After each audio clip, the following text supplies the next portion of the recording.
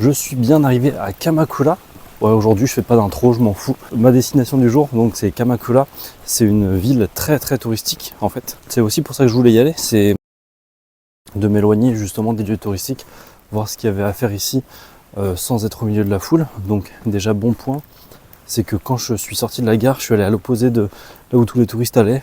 Donc normalement je devrais tomber sur des endroits un peu pas cachés parce que tout le monde, je pense que tout le monde connaît un peu tout ici. Je pense voilà tomber sur des endroits où il y aura beaucoup moins de touristes, en tout cas je l'espère.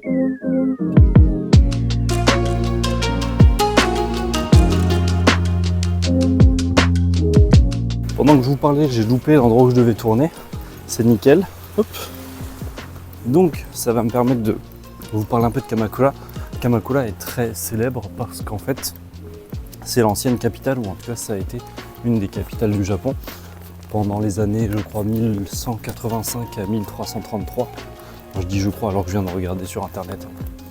C'est pour ça que c'est très touristique, parce qu'en fait durant cette période il y a beaucoup de temples qui ont été construits, beaucoup d'habitations en fait, des lieux qui aujourd'hui sont très typiques japonais. Donc c'est vraiment très sympa à visiter puisqu'il y a une concentration en fait de temples et de monuments historiques à visiter. Alors en fait j'ai fait demi-tour, puis j'ai refait demi-tour parce que là c'est un peu compliqué de trouver les sentiers en fait. C'est un peu dans la brousse et là ça mène à une habitation, donc je voulais pas trop y aller. Mais apparemment c'est par là. En fait je suis un peu... Kamakura c'est un peu la campagne japonaise, entre la campagne et la mer. Ouais c'est vraiment une habitation là. Je sais pas si je devrais y aller. Ouais bon c'est pas grave, j'ai décidé de faire vraiment demi-tour. Parce qu'en fait il n'y avait pas d'autre chemin et il aurait fallu que je rentre chez les gens. Donc je suis pas vraiment... c'est pas vraiment ce que je voulais faire. Donc en fait ce que je voulais visiter là c'était une grotte où apparemment un moine ou je ne sais plus vraiment quoi, un moine ou un prêtre avait séjourné, si on peut dire ça comme ça, avait médité. Mais c'est vraiment très très bien caché. Donc en fait j'irai peut-être au retour où j'essaierai de trouver plus de renseignements. Pendant que j'avançais sur ma route, je suis tombé sur ce sentier. En fait il y a une forêt de bambou juste là qui est assez impressionnante parce que la route elle est là quoi. Donc ce que je vais faire c'est que je vais m'avancer un petit peu. Je sais pas du tout où ça mène. Je vais le découvrir avec vous. Alors ça a l'air d'être un terrain agricole en fait. Ouais je pense. On va un peu continuer. J'aimerais bien pouvoir aller dans la bambouseraie justement. Il y a quand même un panneau danger juste là. Ça doit pas être là pour rien. Ouais. Bon, je pense vraiment que c'est un terrain agricole, qu'on peut pas accéder à la forêt, tant pis. Je fais demi-tour. En fait, vu tout le bambou qui est abattu, je pense que le panneau danger c'est pour ça, c'est parce qu'il doit y avoir un panda ou un Pokémon, un truc dans la forêt quoi. Je viens de regarder sur la carte et le chemin où je viens de sortir en fait, c'était apparemment le sentier pour rejoindre la deuxième grotte que je voulais aller voir. Mais vu comment c'était bloqué, enfin bon ça me paraissait bizarre quoi. C'est ça de vouloir les corbeaux, c'est ça de vouloir sortir trop des sentiers battus hein. Mais bon, l'endroit où je vais là normalement c'est un temple, donc ça devrait être indiqué.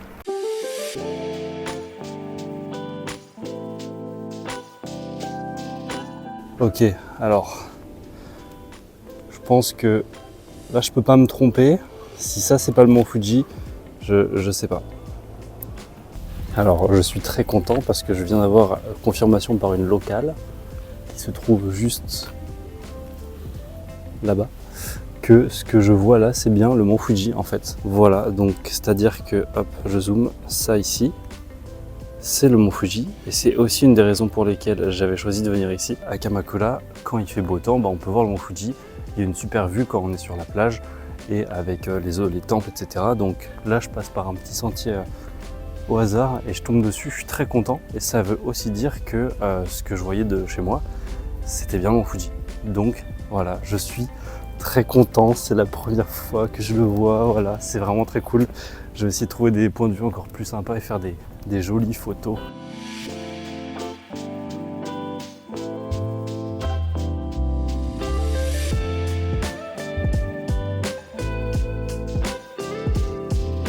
C'était totalement imprévu et je viens d'arriver au temple, au sanctuaire Zenyarai Benzaiten Ogafuku J'ai réussi à le dire en une fois, je me suis beaucoup entraîné avant de me filmer pour le dire. Donc en fait c'est un sanctuaire qui est dans la roche et où apparemment un ancien samouraï, donc en 1185, si vous vous rappelez bien, c'est quand du coup Kamakura est devenue la capitale du Japon. Bah, ce samouraï il a eu un rêve qui lui a dit va dans cette caverne, prie un coup et il y aura le bonheur sur ton peuple. Du coup qu'est-ce qu'il a fait? Bah, il a trouvé la caverne, il a prié un coup et je sais pas s'il y a eu le bonheur mais en tout cas il a fait ça. En fait je me suis un peu trompé, c'est l'entrée qui est une grotte. Mais sinon, après, c'est pas du tout. Voilà. C'est pas du tout dans la roche. Donc, c'est plutôt sympa. La suite de la légende, c'est que si vous venez ici pour prier et pour mettre quelques petites pièces dans un endroit spécifique, eh bien, l'argent que vous avez mis se multipliera et reviendra vers vous grâce à la magie. Voilà.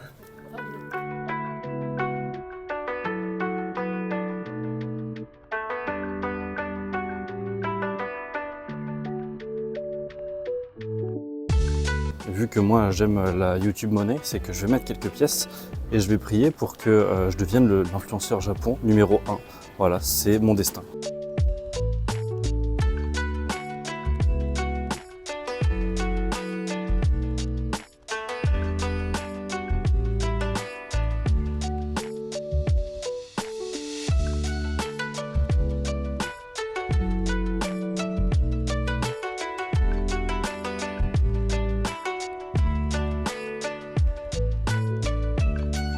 Donc je suis reparti, alors c'était bien sympa, je suis content d'avoir retrouvé ce sanctuaire qui est en fait très touristique. Enfin, je pense surtout des Japonais.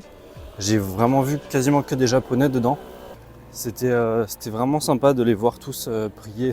Comment dire, en fait, je sais pas, en France, j'ai pas l'habitude de ce genre de choses. En France, j'ai l'habitude de voir des gens voilà, qui vont prier dans les églises et tout, mais là c'est vraiment différent.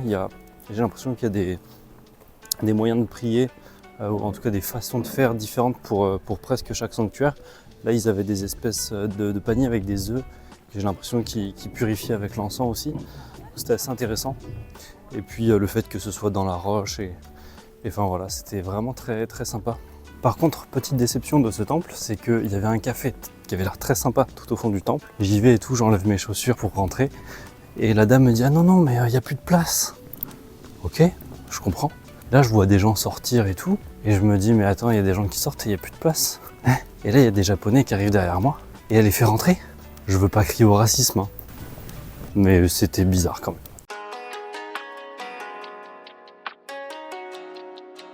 Je viens d'arriver dans un endroit particulièrement touristique. En fait, c'est le sanctuaire Inari, du quartier de Sasuke, du coup à Kamakura.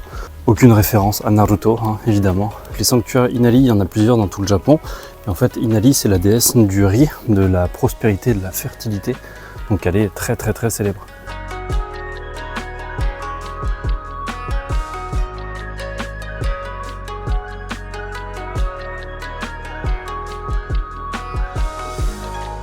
Et ce que j'ai oublié de dire, c'est que la déesse Inari est donc représentée par le renard, où on peut voir énormément de représentations ici et dans les sanctuaires Inari en général.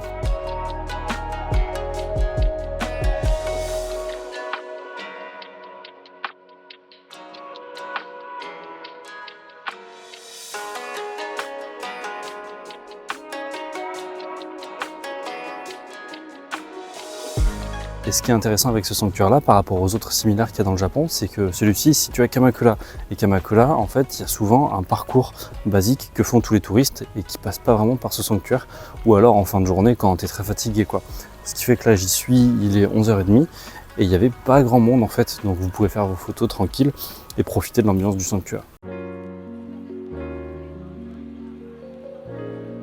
Je viens de sortir d'un petit restaurant juste à côté du temple où j'étais. Ça fait tellement du bien là, de me poser, de bien manger. En plus, ce qui est bien dans ce genre d'endroit, c'est que les restos souvent sont dans des maisons traditionnelles et donc faut enlever ses chaussures pour rentrer. Mais ça fait un bien fou en fait d'enlever ses chaussures après une randonnée, de se poser même pour 20-30 minutes, en fait c'est trop bien. Donc ce petit restaurant s'appelle Sian, inspiration française hein, comme d'hab. Et d'ailleurs, l'ambiance à l'intérieur était vraiment très très sympa. Je vais vous laisser une petite vidéo là où j'ai pas mis de musique, juste l'ambiance du restaurant.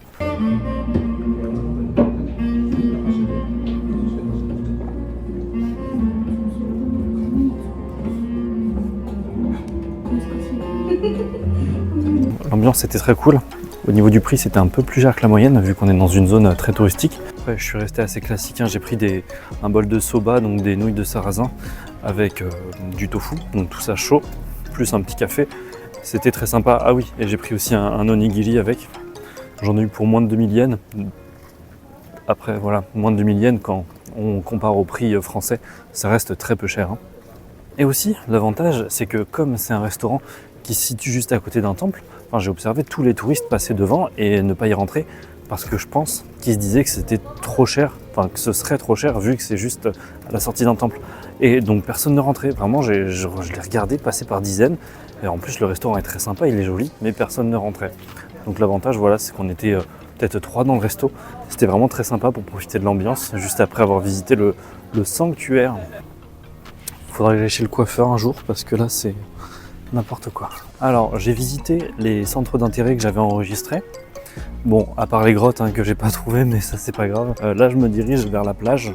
J'ai à peu près 40 minutes de marche. Je pourrais prendre les transports en commun, mais bon franchement, je préfère passer dans les rues résidentielles. C'est plus sympa. Et si je souhaite aller sur la plage, c'est parce que c'est de là-bas qu'on a une très bonne vue sur le mont Fuji. Donc là j'en profite parce que le ciel a l'air encore vraiment bien dégagé. Donc si tout va bien, d'ici ce que j'arrive à la plage, il devrait y avoir une très très belle vue.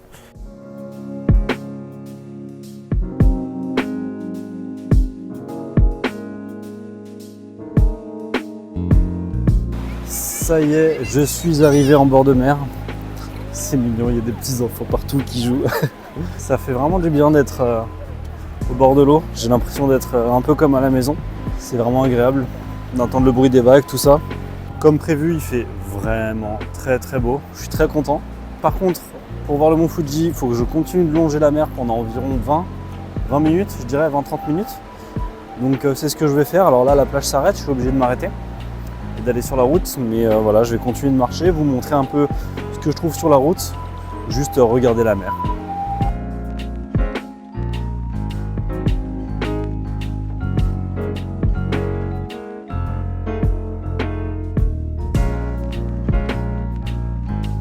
Finalement, il y a un chemin en fait aménagé pour les piétons qui longe toute la mer, donc c'est bien sympa.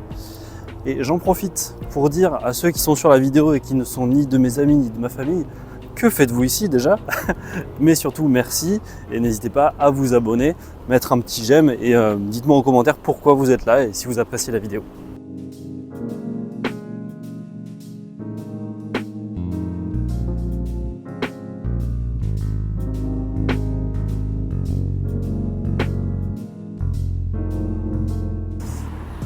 Non, vraiment c'est dingue. Je pensais pas du tout voir aussi bien le mont Fuji aujourd'hui, le voir aussi bien de Kamakura en fait.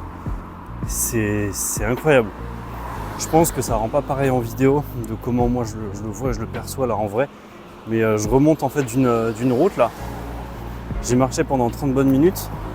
Là je sors de la route et il y a ça quoi, c'est incroyable. C'est vraiment incroyable.